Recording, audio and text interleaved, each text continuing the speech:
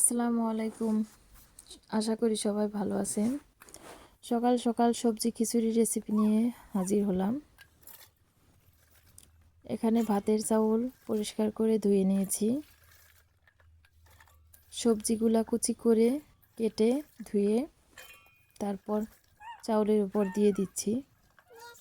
সবজি খিচুড়িতে সবজির পরিমাণটা বেশি হলেই খিচুড়িটা খেতে মজা হয়। তারপর কিছু মশারির ডাল এর মধ্যে দিয়ে দিলাম। এখানে 4-5 পদের ডাল দিলে খিচুড়িটা আরও ভালো হতো। আমার কাছে 1 পদের আছে, তাই জন্য আমি শুধু মশারির ডালই দিলাম। একটা লাইক দিয়ে ভিডিওটি দেখার অনুরোধ রইল। আমার চ্যানেলে নতুন হয়ে থাকলে চ্যানেলটি সাবস্ক্রাইব করে রাখবেন, পাশে থাকা বেল বাটন বাজিয়ে রাখবেন, যাতে নতুন নতুন ভিডিও আপনি সবার আগে দেখতে পারেন। তো এখানে 4-5টা কাঁচামরিচ কাটা দিয়ে দিলাম, কিছু রসুন কুচি, পেঁয়াজ কুচি এবং আদা বাটা দিয়া দিব 2 চামচ লবণ। লবণটা পরে আবার দেওয়া যাবে, এই জন্য আমি 2 চামচই দিলাম। লাল মরিচের গুঁড়া 1.5 চা চামচ এবং 1 চামচ হলুদের গুঁড়া, 1 চামচ জিরার গুঁড়া।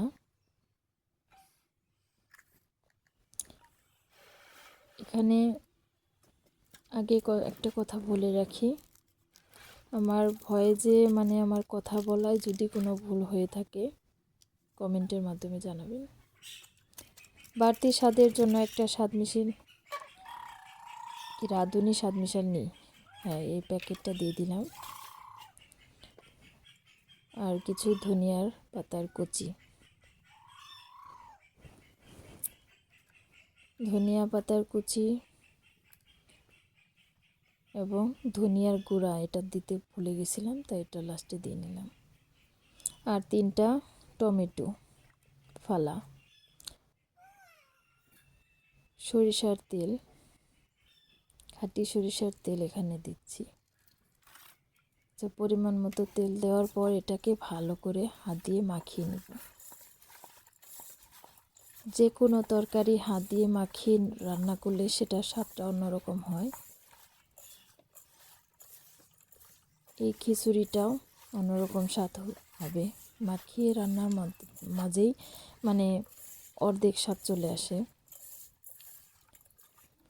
এখানে আমি সবগুলো মশলা ভালো করে মাখিয়ে মিশিয়ে দিচ্ছি, যাতে খিচুড়িটা খুব তাড়াতাড়ি হয়ে আসে। এখন এর মধ্যে পরিমাণ মতো পানি দিয়ে দিব।